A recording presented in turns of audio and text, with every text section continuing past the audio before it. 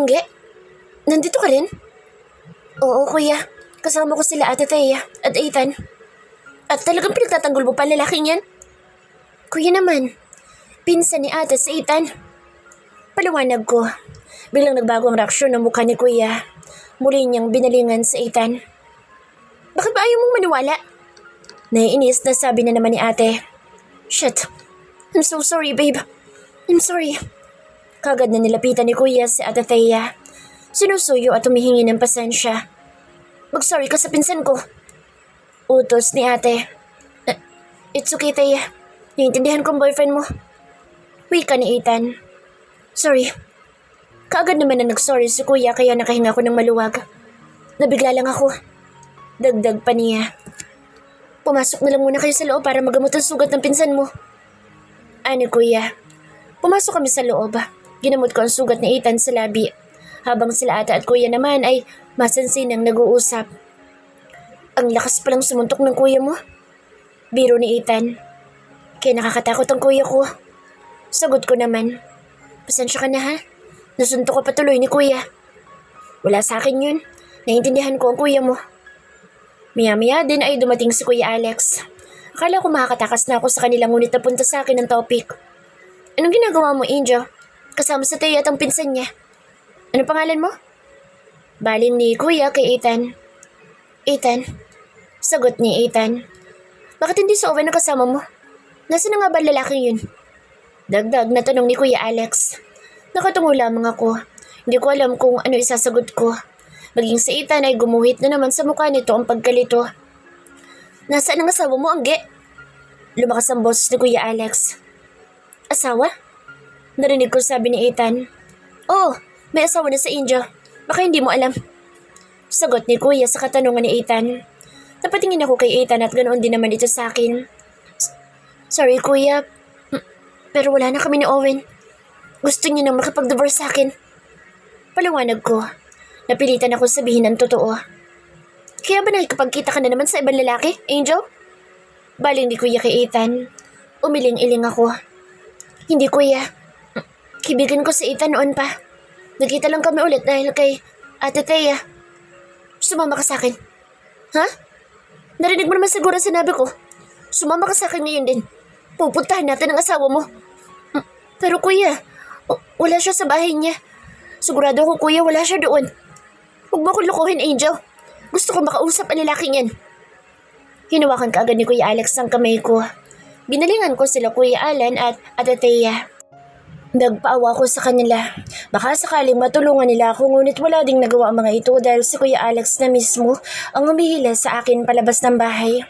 Ang lakas ng kabog ng dibdib ko nang makapasok kami sa loob ng kotse ni Kuya. Ano na naman ang sasabihin ni Owen sa akin? Iisipin niya nagsumbong na naman ako. Mas lalo na naman siya magagalit sa akin. Iisipin at sasabihin niya na naman na malas ako sa buhay niya. Bakit hindi ka nagsasabi sa amin? Bigla na lamang natanong ni Kuya sa akin. May problema ka na pala pero hindi ka nagsasabi. Sinasaktan ka ba ng lalaking yun? Hindi Kuya. Nagsasabi ka ba ng totoo? Tumango na lamang ako. Hindi ka namin inaalagaan ng Kuya Alan mo para lang saktan ng lalaking yun, Angge. Kaya hindi ko mapapalampas ito. Pinaharurot na ni Kuya ang sasakyan. Ilang minuto lang din ay nakarating kami kaagad sa tapat ng bahay ni Owen. Kabadong-kabado na ako sa mga oras na ito. Ano kayang gagawin ni Kuya? Kinausap ni Kuya ang guard. Wala raw dito ang asawa mo. Anya nang makabalik sa akin naroroonan ko. Sabi ko naman sa'yo, Kuya, wala dito sa Owen. Hindi ako naniniwala. Pumasok si Kuya sa loob ng kotse at muling binuhay ito. Kuya, anong gagawin mo? Gagawin ko ang dapat. Sagot niya, sa kanya pinaharurot ang kotse. Hindi ko inaasahan babanggiin ni Kuya ang gate kaya naman nakapasok kami. Isinasarado pa lang ito ng guard at hindi pa tuluyang naisarado. Kaya naman nakapasok kami. Pagpasok sa loob ay nagmadali itong lumabas. Diyan ka lang. Piling niya sa akin, ngunit hindi ko siya sinunod. Sinundan ko ito. Tuloy-tuloy na pumasok si Kuya at ang hindi ko inaasahan ay ang makita si Owen. Nandito siya. Nagsasinungaling nga ang guard. Nakita ko rin si Manang Mosi. Mr. Valiaga, kailangan natin mag-usap. Kaagad na sabi ni Kuya. Nilapitan niya rin si Owen. Nagtago ako para hindi nila ako makita. Panonoorin ko na lamang sila kung ano ang sasabihin ni Kuya. Anong pag-uusapan natin?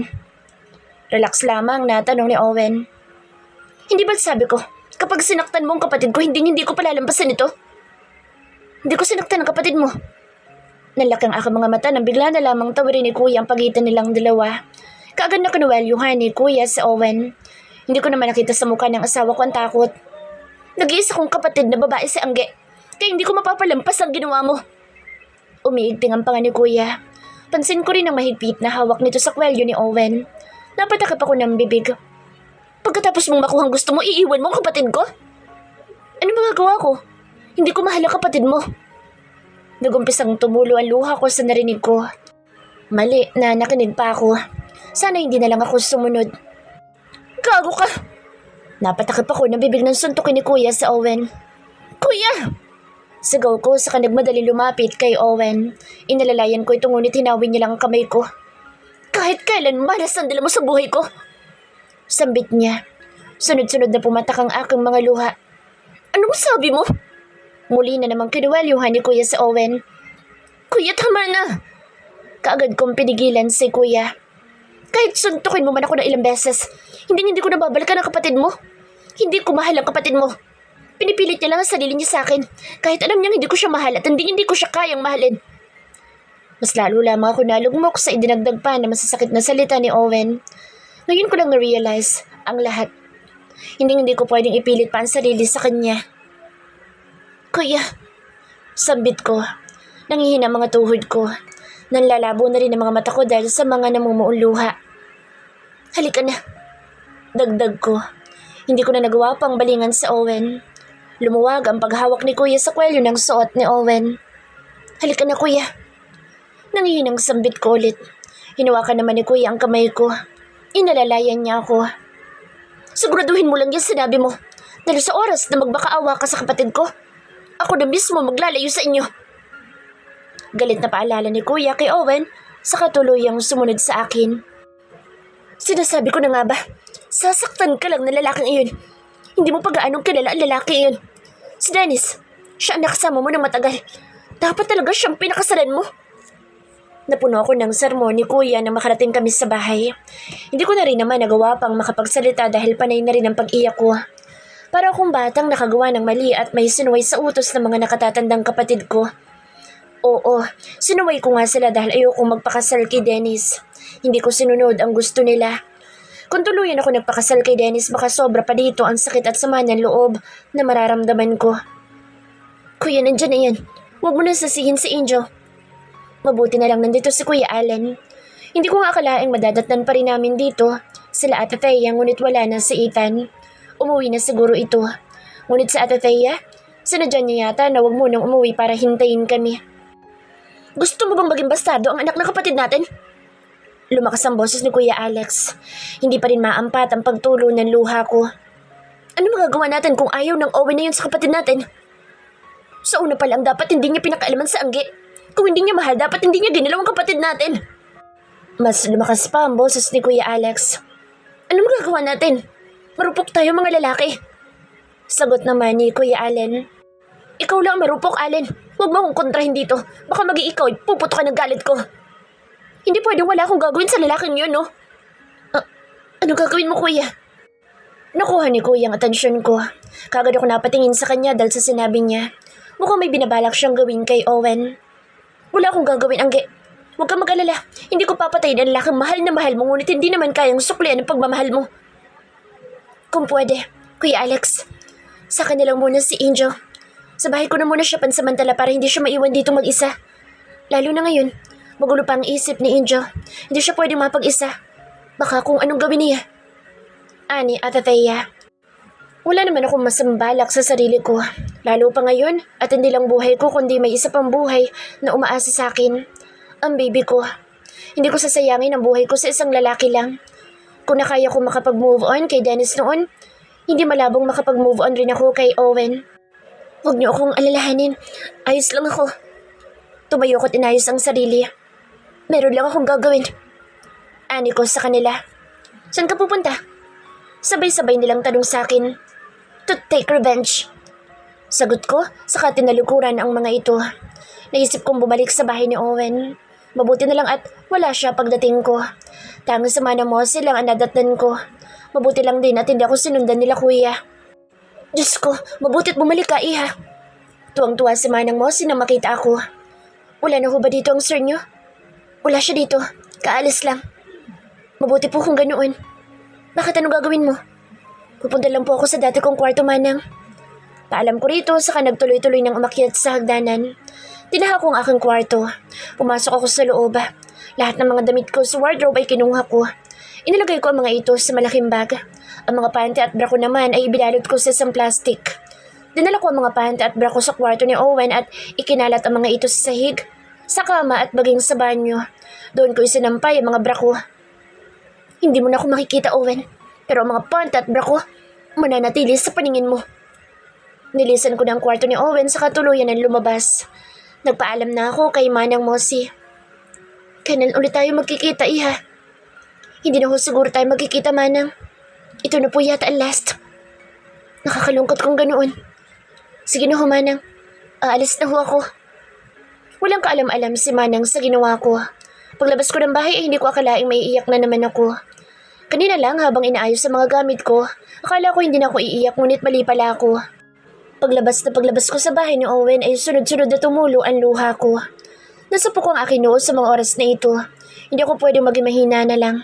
Hindi pwedeng iiyak na lang ako nang iiyak.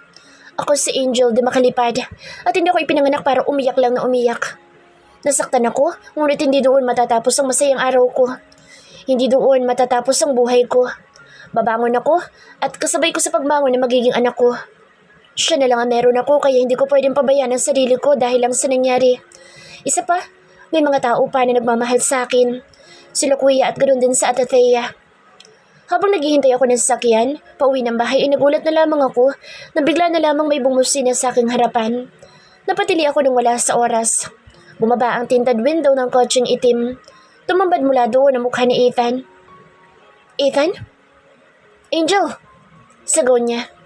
Anong ginagawa niya dito? Lumabas ito mula sa kanyang sasakyan at mabilis na naglakad palapit sa akin. Ihatid na kita. Anya. Anong ginagawa mo dito? Napadaan lang ako at nahagip ka ng paningin ko. Ang talas naman ng mga mata mo. Basta ikaw, Angge. Sabay kindat niya. Halika, ihatid na kita.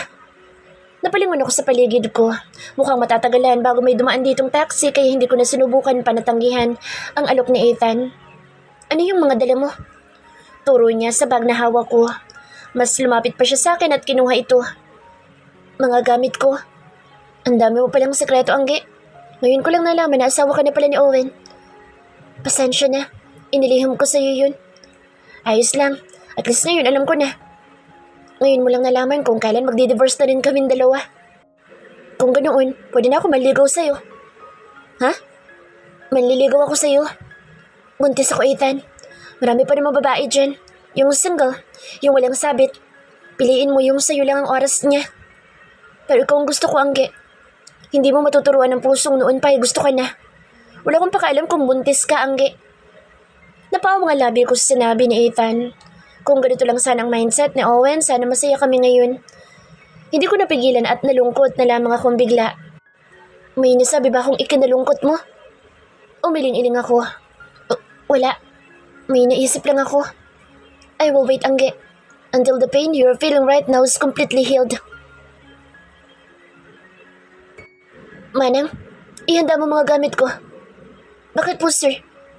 Nagmamadaling pumasok sa loob ng bahay si Owen dahil balak niya magbakasyon kasama si Vivian. Why are you asking, Manang? Just prepare my things. Sige po, sir. Tatalikod na sana si Mosi na maalala ang pagpunta ni Angel. Pumunta nga pala dito si Ma'am Angel, sir. Natigilan si Owen. Angel? Oo, sir. Anong ginawa niya dito? Kinuha niya lang kanyang mga naiwang gamit, sir. Good for her. Yun lamang narinig ni Manang Mosi mula sa kanyang amo. Tuluyan ang tumalikod si Owen para tahakin ang kanyang silid.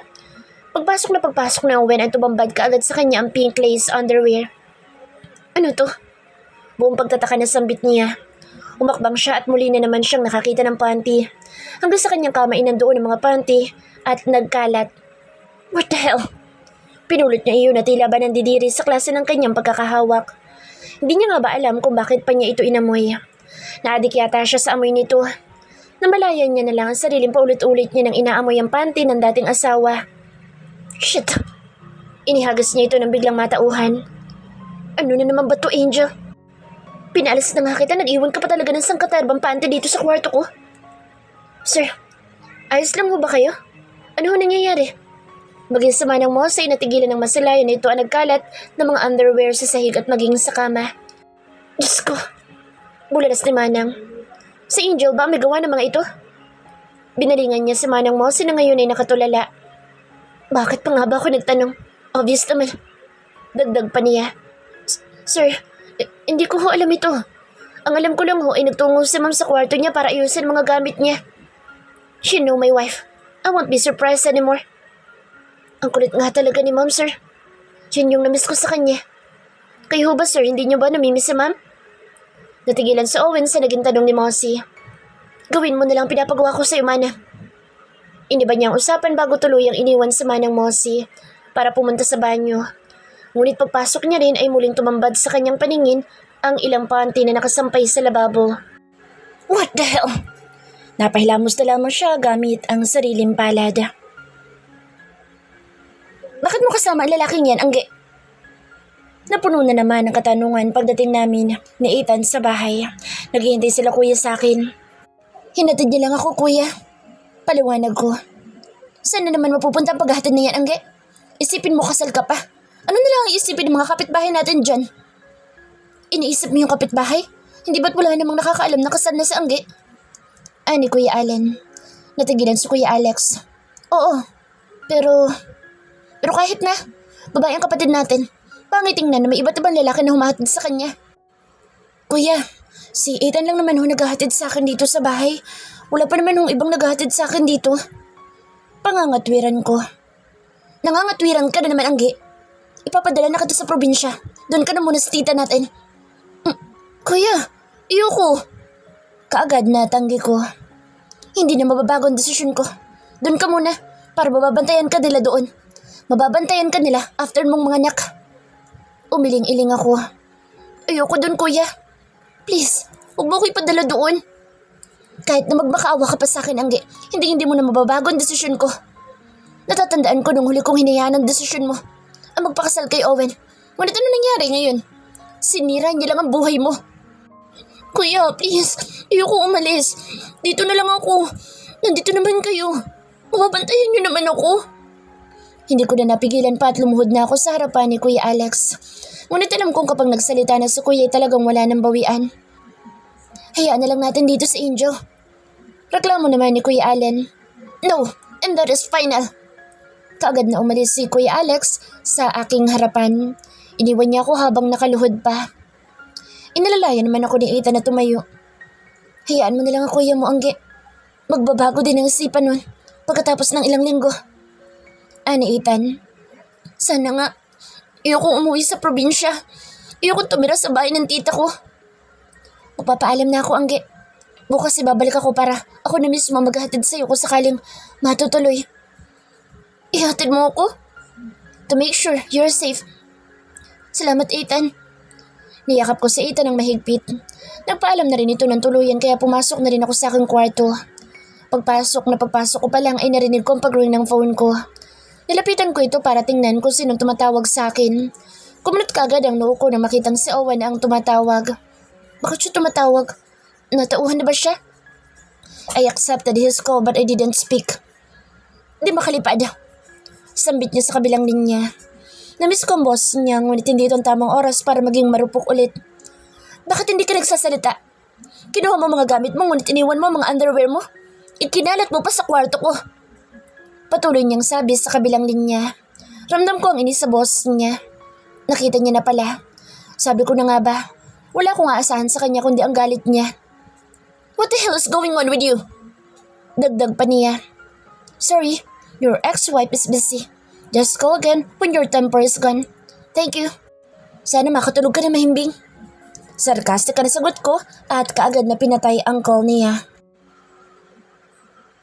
Mag-iingat kayo sa biyahe. Paalala ni Kuya Alex, nandito silang lahat. Sila Ate Thea, Kuya Allen, Kuya Alex at si Ethan na maghahatid sa akin sa probinsya. Mas lalo lang ako nalungkot dahil mas mapapalayo ako sa kanila. Kaya, ayoko nang tumuloy. Dito na lang ako kasama niyo. Sinamaan lamang ako ng tingin ni Kuya Alex. Napag-usapan na natin ito, Angge. Sa ayaw at sa gusto mo, matutuloy ang pag-uwi mo sa probinsya. Mas maalagaan ka nila tita doon. Niyakap ko siya na mahigpit. Hindi pa ako nakakaalis, ramdam ko na lungkot at pagkamis sa kanila. Sige na, umalis na kayo. Kumalas ako sa pagkakayakap kay Kuya Alex. Sununod ko naman na niyakap si Kuya Allen pagkatapos ay napahinto ako sa harapan ni Ate Thea. Saka niyakap din ito. Tuluyan na nga ako nagpaalam sa kanila. Hinawakan ni Ethan ang kamay ko pagkatapos niyong kunin sa akin ang dala kong bag. Mga damit ko lang naman ang laman nito. Handa ka na ba? Huminga ako ng malalim. Ano pa nga ba magagawa ko? Kagustuhan na nila ito. Wala naman ako magagawa kundi yung sundin sila. So, let's go? Anya. Nauna siya naglakad palapit sa kotse. Muli kong binalingan ang kinaroroonan nila kuya. Naiiyak na naman ako. Parang alayo ko na sa kanila. Kumuway muna ako sa kanila bago tuluyang pumasok sa loob ng kotse ni Ethan. Alam na rin ni Ethan ang address ng probinsya namin dahil binigay na sa kanya ni Kuya Alex ang address. Walang umiimik sa aming dalawa habang tinatahak namin ang napakahabang kalsada patungo sa aming probinsya sa Bicol. Palihim naman ako umiiyak habang papalapit na kami ng papalapit. Malayo na ako sa mga kapatid ko. Ngayon ko lang din makakasama ang tita ko na titirahan ko. Angge, sambit ni Ethan. Napansin niya yatang umiiyak ako. Hindi mo na ako lumangon sa kanya. Pasimple kong pinunasan ang aking pisngi at mga mata kong ayaw na yatang tumigil sa pag-iyak. Nilingon ko si Ethan. Wala naman siyang sinabi. Tumitig lamang siya sandali sa aking mukha saka muli ibinaling ang paningin sa harapan. Naagaw ng aking pansin ang mga panindang prutas na nadaanan namin. Ethan, pwede bang bumalik muna tayo doon? Napasigaw na lamang ako nang wala sa oras dahilan kaya nagulat si Ethan. Ginulat mo naman ako, Angel. Sorry, nakakita kasi ako ng tindahan ng mga prutas. Pwede bang bumalik muna tayo doon? Sure. Anya. Pinatas na Ethan ang kotse. Mabuti na lang hindi naman gaanong kalayuan ang tindahan ng mga prutas kaya pinatras na lamang niya ang sasakyan. Huminto kami sa tapat ng tindahan ng mga prutas. Marami nagtitinda at iba't iba. Sila ng pwesto dito sa gilid ng kalsada. Wow, ang laki ng saging. Manghana sambit ko. Kulay green pa lang ito ngunit mukhang hinog na. Ang haba at ang laki pa. Gusto mo ba? Tanong sa akin ni Ethan. Tumango naman ako. Nagustuhan ko ito dahil sa kulay nito. Mahilig nga ako sa green ngayong buntis ako kaya naman parang kumikislap ang mga mata ko habang tinitingnan ito. Binili ni Ethan ang saging at inilagay niya muna ito sa loob ng kotse saka muli kami nag-explore sa ibang tindahan. Nakakita naman ako ng star apple at katulad ng saging ay bumili na rin si Ethan ng iilan nito. Hindi lang star apple at saging kundi maging bayabas ay bumili na rin kami. Ang dami na naming pinamili ni Ethan. Natatawa na lamang sa Ethan habang tinitingnan ako. Hindi naman halatang pinaglilihan mo itong mga prutas. Baling ni Ethan sa plastic na bitbit niya. Mga prutas ang laman noon. Doon naman tayo sa mangga. Turo ko sa isa pang tindahan ng mga mangga. Natigilan ako nang makilala ko kung sino ang babaeng nakita ko nakatayo sa tapat ng tindahan na iyon. Vivian? Sambit ko. Natigilan din sa Ethan at tinignan na rin ito ang tinitingnan ko. Sinong Vivian? Tanong niya. Hindi ko kaagad nasagot ang tanong niya nang tumingin sa aming kinaroroonan sa Vivian. Kaagad akong tumalikod. Owen. Sambit naman ni Ethan. Nag-umpisa na naman ang pamumuo na luha ko sa aking mga mata. Owen, gusto mo rin ba ng mangga? Narinig kong tanong ni Vivian. Ang lakas ng boss nito. Abot hanggang dito sa kinaroroonan ko. Ethan, tara na. Tuluyan ang pumatak ang luha ko. Hinawakan ko ang braso niya. Ano ba kasing ginagawa nila dito? Namamasyal ba silang dalawa kaya sila nakarating dito? Bakit sa dinami-raming lugar na pwedeng puntahan, bakit dito pa? Dito pa kung saan nandito rin ako. Sinasadya ba talaga ng tadhana ito para masaktan ako ng todo? Angel, malumanay na sambit ni Ethan sa pangalan ko. Nagbago na yung isip ko, Ethan. Iyoko na ng mangga. Please, umalis na tayo dito. Gusto kong lumayo sa kanilang dalawa. Tukoy ko kay Owen at Vivian. Sure, Angel. Ilalayo kita. Anya sabay hawak sa kamay ko. Inalalayan niya akong pumasok sa loob. Habang nasa loob na ako ng kotse ay panay pa rin ang pagtulo ng luha ko. Ayaw niya yata akong tantanan ng pisting sakit na ito. Kung kailan nakakalimutan ko na si Owen, saka ko naman ulit makikita. Ayos ka lang ba, Angel? Puno ng pag-aalala na tanong ni Ethan sa akin. Tumango na lamang ako.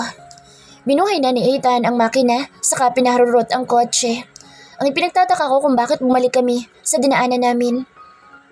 Bakit ibang direksyon yata itong tinatahak natin? I want to keep you away from your ex-husband, Angel.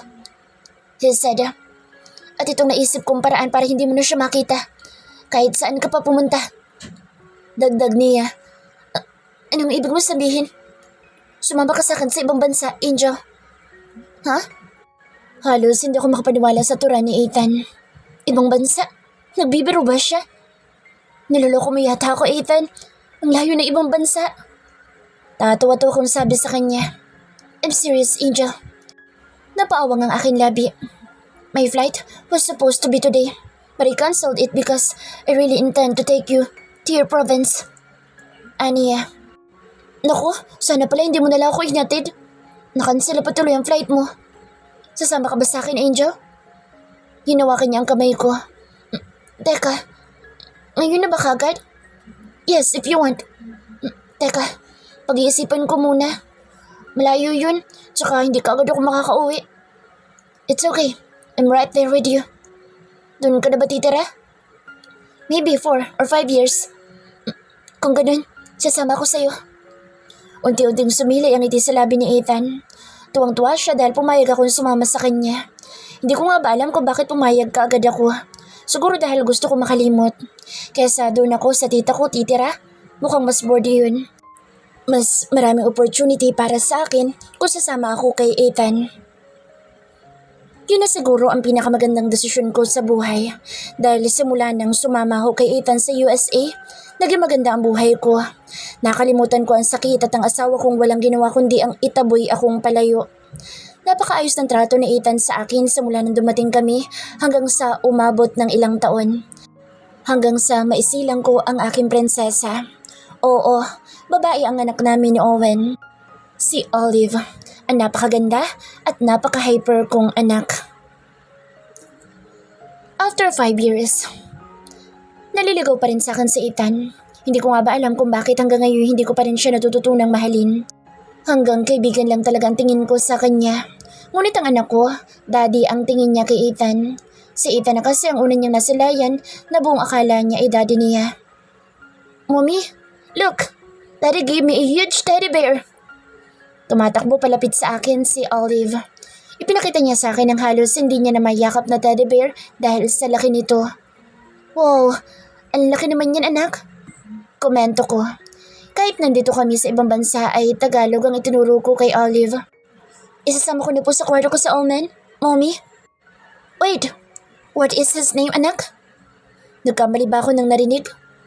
Tinawag ba niyang Owen ang kanyang teddy bear? Omen, Mommy. His name is Omen. Nakahinga naman ako ng maluwag. Akala ko kasi Owen ang pangalan ng kanyang teddy bear. Para akong nahugutan ng tinik. Ayaw na ayaw ko kasing binabanggit pa ang pangalan na iyon. Wala bang para sa akin? Biro ko sa anak ko. Of course, there is also for you. Bigla na lamang nagsalita si Ethan. Kapapasok lamang nito. May dala siyang bouquet. Lumapit siya sa akin saka ibinigay ang bouquet. Ang tamis na naman ang ngiti ng anak ko nang makita niyang tinanggap ko ang bouquet. Yay! Tuwang-tuwa na tili ni Olive. Napangiti naman si Ethan. Maya-maya lang ay nagpaalam si Olive sa amin na pupunta na ito sa kanyang kwarto. Kami na lamang dalawa ni Ethan ang naiwan sa sala. Susunod na araw ay uuwi ako ng Pilipinas. It's up to you if you and Olive go with me. Ilang araw ka doon? Year? Yup. That's why I'm asking you if you were coming with me. Natigilan ako at napaisip na naman. Handa na ba akong umuwi ng Pilipinas? Sa Olive, gusto na rin naman ang makita nila kuya. Ilang araw pa lang kami dito ay nalaman na kaagad nila kuya na hindi ako umuwi ng Bicol, kundi sa ibang bansa ako kasama sa Ethan. Hindi na rin naman na sila nakaangal pa dahil nandito na ako. Wala na silang nagawa pa. Sasama kami. Pagkatapos na mahabang pag-iisip ay nakapagdesisyon din naman ako. Namiss ko na rin ang Pilipinas. iba pa rin talaga sa sariling bansa. We're leaving tomorrow. Tomorrow agad? Akala ko ba next day pa? I changed my mind. Akala ko kasi hindi ka sasama. Pagkatapos ng pag-uusap namin ni Ethan ay umuwi na rin naman na ito. Hindi kami magkasama sa isang bubong. May sarili akong bahay pero si Ethan ang nagbabayad ng rent. Sobrang nahihiya na nga ako sa kanya. Ang dami niyang nagawa sa amin ng anak ko. Siya ang tumatayong ama kay Olive at siya lahat ang nagbibigay ng pangangailangan namin. Kaya sobrang nahihiya na ako kay Ethan. Ngunit anong magagawa ko? Hindi ko talaga siya natututunang mahalin. Ayoko naman siyang sagutin dahil lang sa tumatanaw ako ng utang na loob. Ayoko saktan ang damdamin ni Ethan. Ayoko siyang gawing panakip butas. Ethan deserves to find a woman who will truly love him.